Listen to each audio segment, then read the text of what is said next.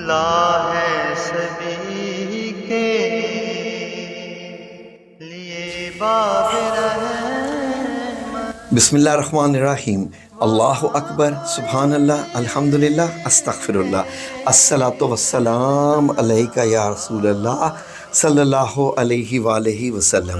ناظرین، میں ورچولی اس وقت آپ کے سامنے باب السلام کے کھڑا ہوں، مدینہ منورہ میں مسجد نبی کے سامنے۔ یہ ناظرین باب السلام وہ دروازہ ہے جو کہ آپ صلی اللہ علیہ وآلہ وسلم کے بھی دور میں مسجد نبی میں موجود تھا۔ ناظرین، ہم اس سیریز میں آپ کو مختلف واقعات جڑے بتائیں گے، مسجد نبی کے ایک ایک حصے کے زیارت کروائیں گے، اور گھومتے گھومتے جیسے سیر کرتے ہیں ساتھ ساتھ آپ کو واقعات بتائیں گے۔ یہ بڑا پرنور ہوگا اور آپ لوگوں کا نالج بھی بڑھے گا اور ایمان بھی افروز ہوگا۔ آج کا واقعہ ناظرین جو میں آپ کو بتانے جا رہا ہوں وہ مسجد نبی کے باب السلام کے ساتھ ہی جڑے ایک قصے سے ہے۔ آپ کو بہت اچھا لگے گا اگر آپ نے نہیں سنا ہوا بھی ہے تو آپ کو ضرور مزہ آئے گا کہ جس طریقے سے ہم بتانے جا رہے ہیں۔ ٹھیک ہے جی، ہمارے آپ ساتھ رہیے۔ تو ناظرین، آج ہم آپ کو بتانے جا رہے ہیں ایک بڑا ہی خوبصورت قصہ۔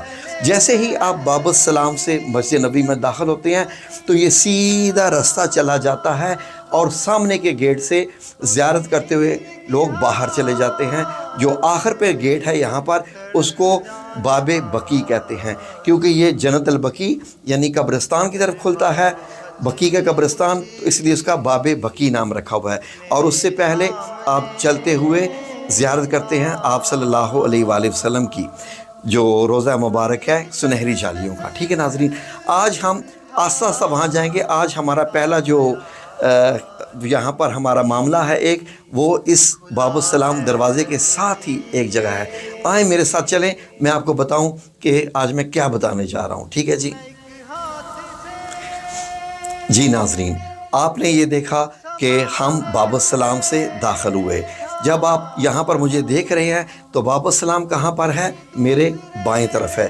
جو آپ کو یہ لکڑی کا دروازہ نظر آ رہا ہے بہت بڑا سا، یہ باب السلام ہے۔ باب السلام سے ہم اندر داخل ہو گئے اور آتے ہی ابھی اس دروازے کے ساتھ ہی ایک کونا بنا ہوا ہے۔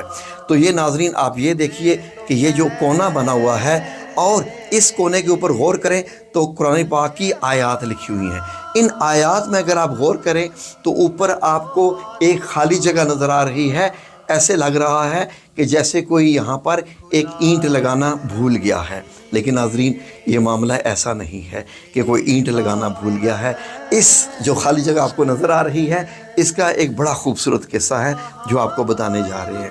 ناظرین، یہ جو جگہ ہے یہ حضرت عباس رضی اللہ عنہ کا گھر تھا، آپ صلی اللہ علیہ وآلہ وسلم کے چچا، یہاں پر گھر تھا۔ اور یہ جو خالی آپ کو جگہ نظر آ رہی ہے اوپر، یہ پرنالے کی جگہ تھی۔ ان کے گھر کا پرنالہ مسجد نبی میں آتا تھا۔ ناظرین، جب حضرت عمر بن خطاب رضی اللہ عنہ کا دور آیا، آپ امیر المومنین بنے، آپ ایک دن مسجد نبی میں داخل ہوئے، بارش ہو رہی تھی تو دیکھا کہ پرنالے سے پانی گر رہا ہے اور اس کے چھینٹے جو ہے وہ نمازیوں پہ پڑ رہے تھے جن سے ان کے کپڑے گندے ہو رہے تھے۔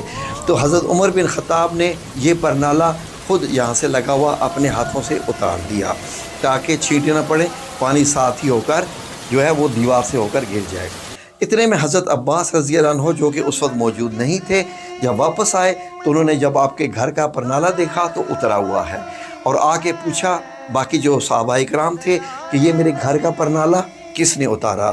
تو انہوں نے بتایا کہ یہ امیر المومنین حضرت عمر بن خطاب نے اس لیے اتارا کہ یہاں سے پانی گر رہا تھا اور چھینٹے جو تھے وہ نمازیوں کے کپڑوں پہ گر رہے تھے۔ حضرت عباس رضی اللہ عنہ نے جو ہے وہ کیا کیا؟ مقدمہ دائر کر دیا۔ کس کے خلاف؟ امیر المومنین حضرت عمر بن خطاب، جو کہ 22 مربع میل کے حاکم ہیں، ان کے خلاف۔ اور چیف جسٹس اس دور کے کون ہیں؟ حضرت ابی بن کعب رضی اللہ عنہ۔ جب حضرت ابی بن کعب نے حضرت عمر بن خطاب کو بلایا تو آپ گئے، اور جب آپ گئے تو حضرت ابی بن کعب مقدمات سن رہے تھے کچھ اور جب کافی دیر کے بعد وہ فارغ ہوئے تو انہوں نے دونوں کو بلایا، جی دونوں حاضر ہو جائیے، حضرت عمر بن خطاب اور حضرت عباس رضی اللہ عنہ، دونوں بزرگ۔ تو فرمایا جی ہاں جی، حضرت عمر بن خطاب بولنے لگے تو حضرت ابی بن کعب نے کہا آپ خاموش رہیے، یہ مدعی پہلے بتائیں گے کیونکہ انہوں نے مقدمہ دائر کیا ہے۔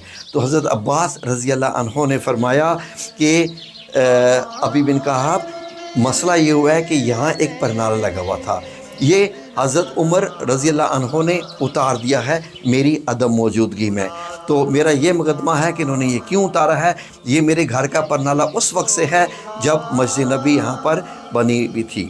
تو اتنے میں جب حضرت عمر بن خطاب سے پوچھا گیا جی آپ بتائیے جی، تو حضرت عمر بن خطاب نے فرمایا کہ یہاں سے چھینٹے گر رہے تھے، پانی گر رہا تھا جس سے چھینٹے نمازیوں کے کپڑوں پہ پڑ رہے تھے، میں نے اس لیے اتارا۔ تو اتنے میں حضرت ابی بن کعب نے نوٹ کیا کہ حضرت عباس رضی اللہ عنہ کچھ فرمانا چاہ رہے ہیں، تو حضرت ابی بن کعب نے کہا جی آپ فرمائیے۔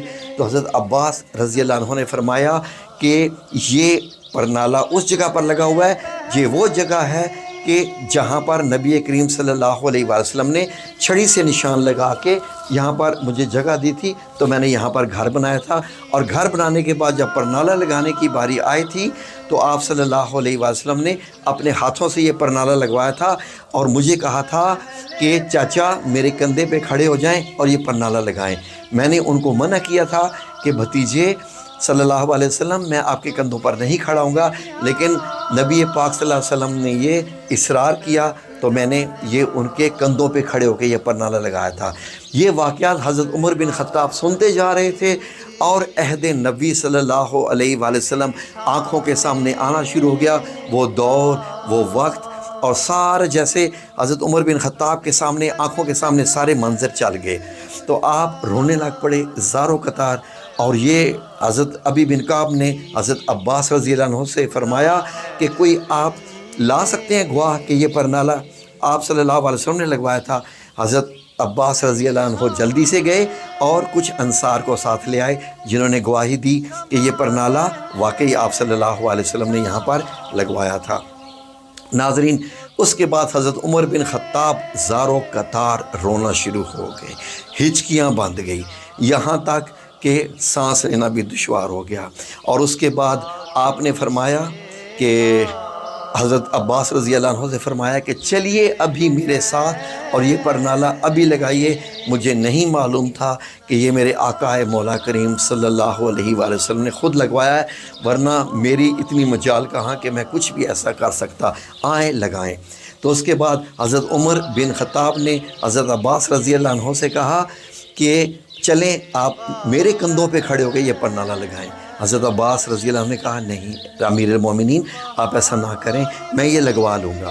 حضرت عمر بن خطاب نے کہا نہیں، آپ کو میرے کندھوں پہ کھڑا ہونا پڑے گا اور لگانا پڑے گا۔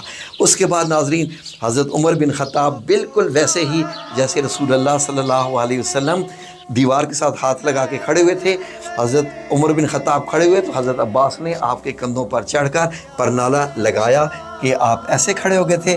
حضرت عمر بن خطاب اور آپ کے کندھوں پہ حضرت عباس رضی اللہ عنہ نے کھڑے ہو کے یہ پرنالہ لگایا، اور پھر وہی یاد تازہ ہوئی۔ اور اس کے بعد لگانے کے بعد حضرت عمر بن خطاب کو اچھا لگا کہ الحمدللہ کہ مجھ سے جو غلطی ہوگی تھی وہ ٹھیک ہوگی۔ تو ناظرین، بڑا ہی خوبصورت واقعہ ہے۔ اور اس کے بعد حضرت عمر بن خطاب چاہتے تھے کہ یہ جو مکان ہے، یہ جو ساری جگہ ہیں، یہ ساری کی ساری مسجد نبی میں آ جائیں۔ تو مسجد نبی کو توسیع کرنی تھی، بڑا کرنا تھا۔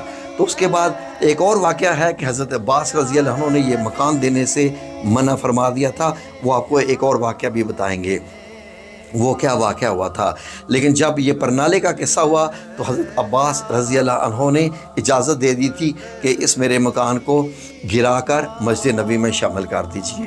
تو ناظرین، یہ جو جگہ آپ دیکھتے ہیں ساری، یہ جگہ کہ لوگ باب السلام سے آتے ہیں اور چلتے چلتے زیارت کرتے ہوئے باب بقیع سے نکل جاتے ہیں، یہ جگہ اس وقت مسجد نبی میں شامل نہیں تھی، یعنی کہ یہ آپ صلی اللہ علیہ وآلہ وسلم کے وقت مسجد نبی کا حصہ نہیں تھی، اس کی یہاں دیوار تھی اور یہ گلی کا حصہ تھا۔